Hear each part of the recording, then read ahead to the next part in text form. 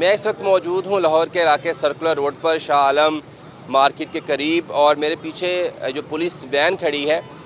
یہ بیسیکلی اس راستے پر کھڑی ہے سیکیورٹی کے لیے، جو کہ راستہ امیر بلاج ٹیپو کی رہائش گاہ کی طرف جاتا ہے۔ امیر بلاج کو گزشتہ رات چون کے علاقے میں ایک شادی کی تقریب میں فائرنگ ہوئی تھی اور ایک حملہ آور نے اس کو قتل کیا تھا۔ اس کے بعد سے لاہور میں جو امن و امان کی صورتحال ہے وہ کافی سیریس ہے، اور اس کی جو پروف ہے وہ یہ ہے کہ ابھی اس کی رہائش گاہ کے باہر آپ دیکھیں کتنی زیادہ پولیس جو ہے وہ یہاں پر موجود ہے، کیونکہ پولیس کو شبہ ہے کہ کوئی اور اس قسم کا جو افسوسناک واقعہ ہے یہ پیش نہ آئے۔ اس قتل کے جو ہے مقدمہ وہ درج کر لیا گیا ہے، اور اس ایف آئی آر میں جن ملزمان کو نامزد کیا گیا ہے وہ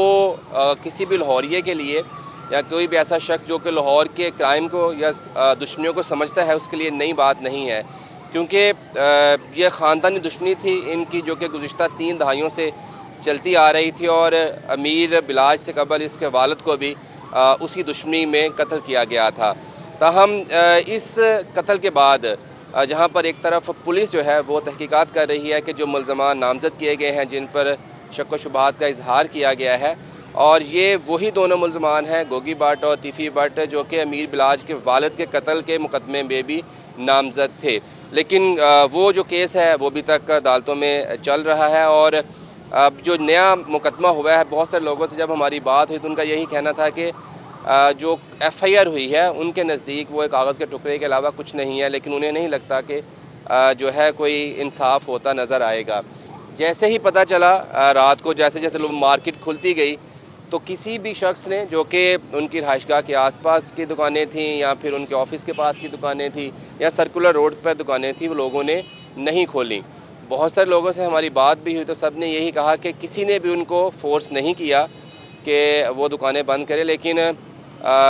غم میں شریک ہونے کے لیے انہوں نے دکانیں بند کرنے کا فیصلہ کیا گیا۔ اور لیکن اس کے پیچھے ایک وجہ یہ بھی ہے کہ جو شاہ عالم کا تاجر بورڈ ہے اور بلاج جو تھا وہ اس کا سرپرست اعلیٰ بھی ہے، ایک اہم رکن بھی ہے، تو ایک بزنس مین کے حیثیت سے اور تاجر برادری میں ایک اچھا اثر و رسوخ ہونے کی وجہ سے بھی جو ہے وہ آج یہاں پہ دکانیں میں بند نظر آ رہی ہیں۔ لوگ مختلف طبقات زندگی سے لوگ آ رہے ہیں، ان کے بھائی سے اہل خانے سے تعزیت کر رہے ہیں۔ جو لوگ آ رہے ہیں ان میں پولیٹیشنز بھی ہیں، کچھ ایسے پولیٹیشنز بھی ہیں جن کا تعلق ان خاندانی ان کا تعلق ہے، لیکن کچھ ایسے بھی ہیں جن کا ان سے ذاتی تعلق بعد میں بنے ہیں۔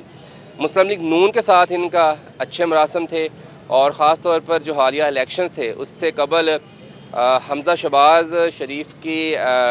کے جو ہے وہ آپ کہہ لیں کہ ان کے کہنے پر ان سے ملاقات ہوئی تھی، اور امیر بلاج نے جو ہے وہ حمزہ شہباز شریف کی حمایت کا اعلان بھی کیا تھا، اور مسلم لیگ نون میں شمولیت بھی اختیار کی گئی تھی۔ ابھی تھوڑی دیر قبل بلال یاسین جو ہے جو میاں صاحب کے ریلیٹیو بھی ہیں وہ بھی یہاں پر آئے ہوئے ہیں، اور بھی بہت سارے لوگ اس طرح کے جو سیاسی ہیں وہ یہاں پر آ کر تعزیت کر رہے ہیں۔ لیکن ایک طرف جہاں پر پولیس جو ہے وہ اس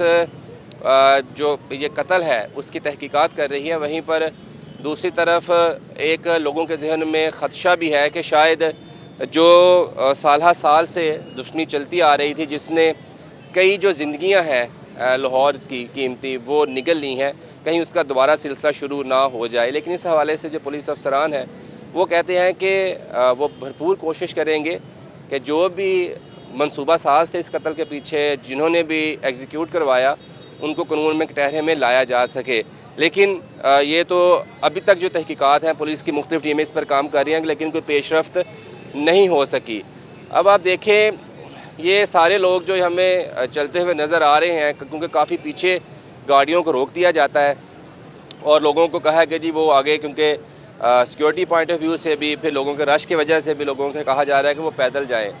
تو لوگ آ رہے ہیں، ان کی فیملی سے ان کے گھر جا کے تعزیت کر رہے ہیں۔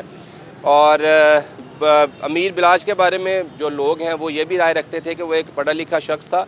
جس کو جو دشمنی تھی خاندانی وہ وراثت میں ملی تھی، اور وہ اپنی وراثتی جو دشمنی داری تھی اس کو سنبھالتے ہوئے وہ بھی ساتھ رکھے ہوئے تھا، لیکن چونکہ اس کی ایک تربیت اچھے اسکولوں میں ہوئی تھی، ایک وہ